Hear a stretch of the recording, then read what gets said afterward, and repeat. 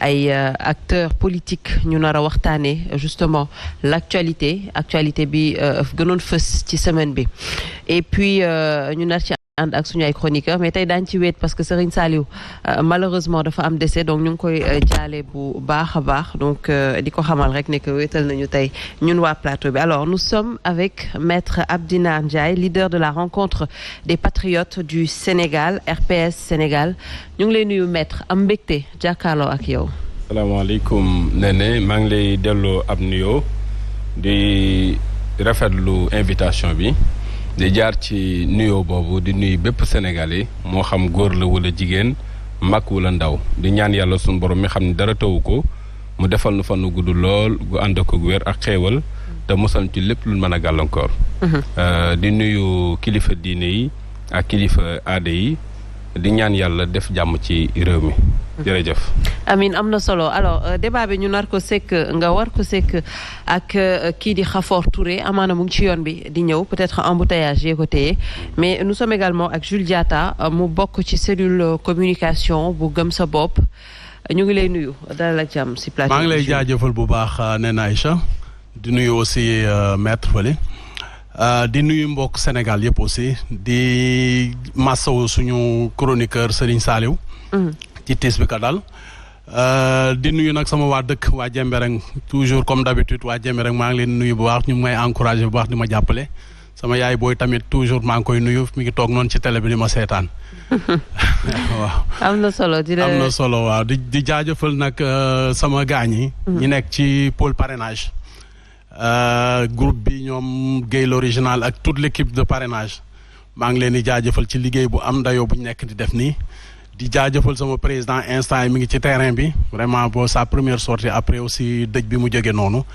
di jaajëfal nag sama waa koñ parce que sama waa koñ nag waa HLM Grand Médine ñëw nañ ma seet si ne ma grand moom gis nañ la li ngay def gis nañ gëm sa bopp li muy def ñu ngi lay jàppale bu baax a baax di la ñaanal aussi maa ngi leen di gërëm ñëpp di ñaan aussi débat bi yàlla na débat bi vraiment amal njëriñ Sénégal. merci tey nar nañu waxtaanee lii di tournée économique u président de la République tournée bi peut-être fépp fu mu jaar am na ay kaddu yu mu fa jotoon soulever ci kaddu yooyu des fois sax ñu dem ba naan président de la République am na yenn wax yoo xamante ne wax na ko mu xaw a jaaxal population bi dinañ ñëw également ci candidature Bassirou Diomaye Faye parce que plan B peut-être waa Pastef dañ ko doon yàgg di dàkk ñu xëy bi passé dimanche bi ñu génn indi Bassirou Diomaye Faye teg ko pour justement lii di parrainage citoyen ni que moom la ñuy parrainer en tout cas pour le moment ñu bëri jàpp ne que peut-être ruse politique la il y a un autre candidat caché mais on va en parler aujourd'hui on va également parler de l'Assemblée nationale ak peut-être li fa jot a xew mais pour démarrer vu que ñu ngi ak maître Abdinar peut-être moom également xam-xamam mu mën ko indi ci wàllum analyse politique mu mën ñu analyser yooyu les actualités peut-être on va démarrer en attendant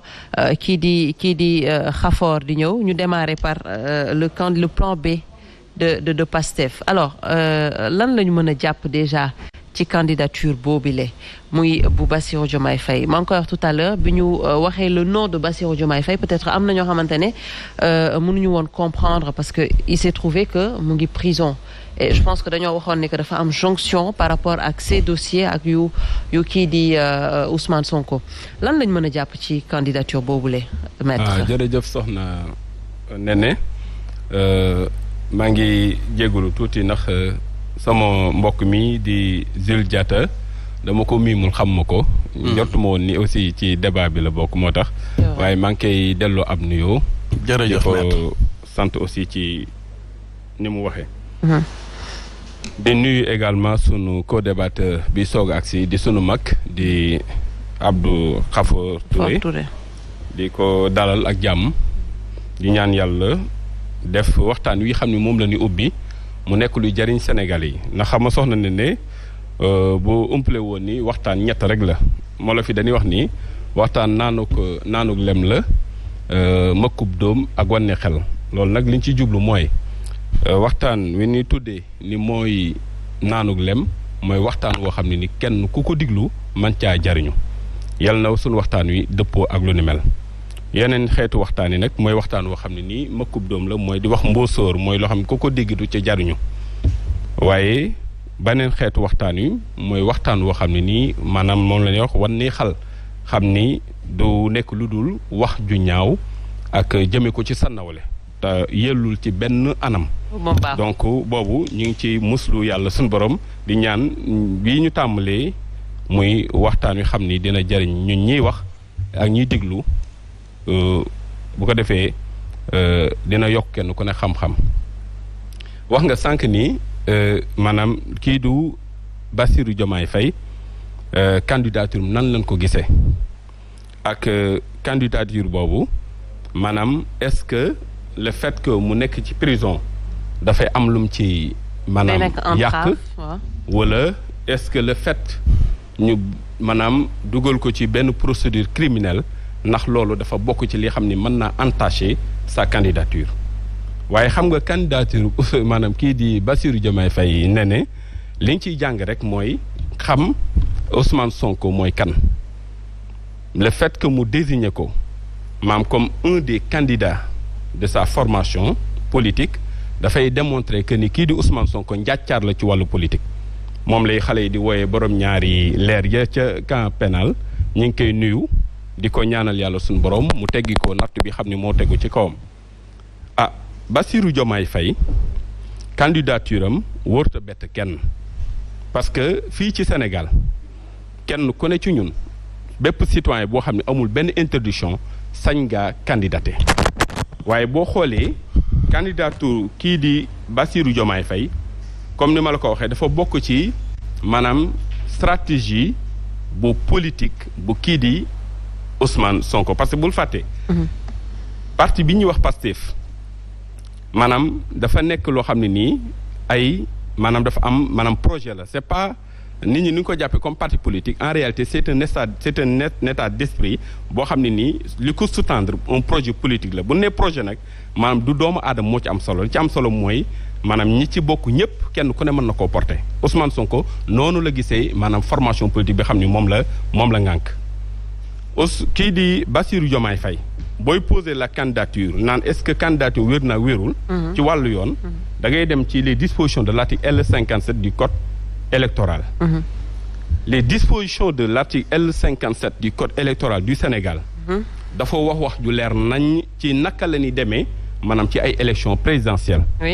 mu wax ni bépp sénégalais sañ na bokk ci ay jongante yu ni mel ci kaw maanaam ab parti politique maanaam porter sa candidature maanaam un parti politique légalement constitué wala ay maanaam parti politique yu bari yu dajaloo maanaam porter sa candidature moom la une coalition maanaam de partis politiques légalement constitués wala mu am une personnalité indépendante waaye boo poser les dispositions de l'article L57 mu leeral ci ñetti anam yi xam ne mënees nañ cee demee ci wàllu élection da ngay poser la question ni attendez parti bii ñuy wax Pastef kat yàggul dara kii di njiitum réew mi jëloon na dogal wax ni parti bii maam dissoudre nañ ko. oui justement moo tax interrogation yi. kon dissolution boobu. da ngay laaj ndax dafay empêcher. maam kii di Bassirou Diomaye Faye. bokk ci élection yi ñu jëm waaw wala déet. ma di la tontu ci wàllu xam-xam. ci kàggu yi xam ne moom la ñu àttee ko fii ci Sénégal amul lenn lu mën a téye maam candidature bii di maanaam candidature Bassirou Diomaye Faye valable lenn rek benn exception la am bu ko mën a téye nekk candidat mooy candidature am ginnaaw bi ñu dissoudre maam parti bii di Pastef maam parti bi ñu dissoudre porter sa candidature or dans le cas d'espèce c'est pas le parti Pastef qui a porté la candidature de Bassirou Diomaye Faye. Et conformément à la loi, et on ne distingue pas là où la loi ne distingue pas au regard des dispositions de l'article L57 et suivant du code effectivement électoral. Article bi dafa wax ju leer dafa ni maam parti légalement constitué ci li ñu xam tam leer nu xel mooy kii di Bassirou Diomaye Faye parti bi xam ni moo ko porté du Pastef beneen parti légalement constitué moo ko porté mu sàmmonteeg la xam ni moo aju ca candidature boobu kon gisuma fii ci Sénégal le côté nekk maanaam candidat la question de l'individu, de la personne ne se pose pas parce que dañ doon dégg ne que parti bu ñu dissoudre personnes yi fa nekk yu identifié wu ci parti boobu dañoo war a toog 1 an sans activité politique. waaw loolu bu fekkee maanaam ñoom ci seen jëmmi bopp ginnaaw bi ñu dissoudre parti bi lu matul at ci ginnaaw bi ñu defee cessation d'activité kenn ci ñoom daa bëgg a nekk candidat mais demewul noonu c'est-à-dire fii c'est pas une personnalité indépendante mooy dem ci élection yi kii dem un parti légalement constitué moo ko porté moom laa la wax dama la il faut ñu xool bu baax ñiy wax xam nga réew mi li ko yàq mooy bari na kii addu te li muy addu xamu ci dara surtout bu dee maanaam dans l'espace public Aristote da doon wax ni non Platon c'est plutôt Socrate par l'entremise de Platon dafa ni pour asseoir un édifice on prend conseil auprès d'un architecte de même que l'on s'adresse à un constructeur de navire pour un vaisseau aucun autre avis n'est recevable. Maintenant, s'il s'agit de délibérer sur les affaires de la cité, c'est-à-dire l'espace public, chacun se lève. Marchand, forgeron, noble ou roturier, alors qu'ils n'ont étudié nulle part et n'ont été à l'école d'aucun maître. Et Socrate conclut en disant que pour pouvoir maintenant parler des questions d'ordre politique, il faut une bonne formation, et une longue formation et une bonne éducation. Li ma bëgg a wax mooy bari na ñuy wax ci place publique bi li ñuy wax xamuñu ci dara nene gis nga disposition yi ne ci article yi ñi ko mën a càmbar te leeral ko mooy ñi xam dañ leen a tàggat ci wàllu wu ni mel man mii bokk naa ci ñi xam ni ci wàllu woowu la leen tàggat ma di la leeral te lii may leeral nii askan wi xam moo tax ma di ci wax dama ni boo liiree les dispositions de l'article 5 mën nañ ko sax liir ba la neexee pour nit ñi xam ràññee débat bi ñu bëgg a tenir di ko entretenir te du dëgg ñu mën koo dindi ci espace public bi d'accord kii di Bassirou Diomaye Faye laa la wax ni maanaam bu fekkee dañu sukkandiku ci maanaam kàggu yi xam ne ñooy àtte wàllum élection fii ci réewum Sénégal amul lenn lu ko mën a tee nekk candidature bi c'est plus que valable d'accord parce que la candidature est portée par effectivement un parti identifié légalement constitué et général et d'ailleurs naturellement prochainement cette candidature sera portée par une coalition de partis légalement constitués fenn rek lan mën a discuter candidature mooy moom ci jëmmi boppam bu bëggoon a jóg wax ni man en tant que personnalité indépendante dama bëggoon a nekk candidat boobaa les dispositions de l'article L57 daf koy daal di tere lu ni mel moom ak keneen kudul moom ci parti bi xam ne moom la ñu dissoudre te kayit ma xam ne dissolution boobu mais en réalité c'est une en fait dissolution certes qui est d'effet immédiat mais en vérité il y a en fait un recours qui est pendant. Oui. Vous savez, la dissolution peut être frappée par en fait ce qu'on appelle un recours pour excès de pouvoir. Donc ce recours pour excès de pouvoir est toujours en cours effectivement donc c'est pendant devant effectivement donc l'autorité compétente. Très bien. Donc en conséquence li may wax mooy ci mu leer ci bépp Sénégalais boo xam mi ngi déglu kii di Bassirou Diomaye Faye donte dafa ne ci loxo yoon ñu téye ko donte dañoo dissoudre partem ba muñ bokkoon ci njëlbeen ci jaay doole d'ailleurs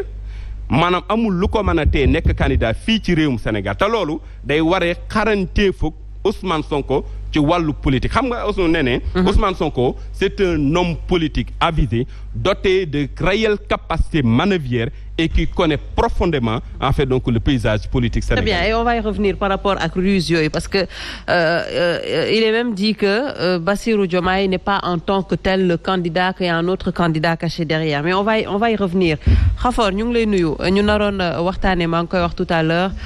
tournée économique au président de la République mais on a démarré par ce sujet parce que malheureusement embouteillage la téye woon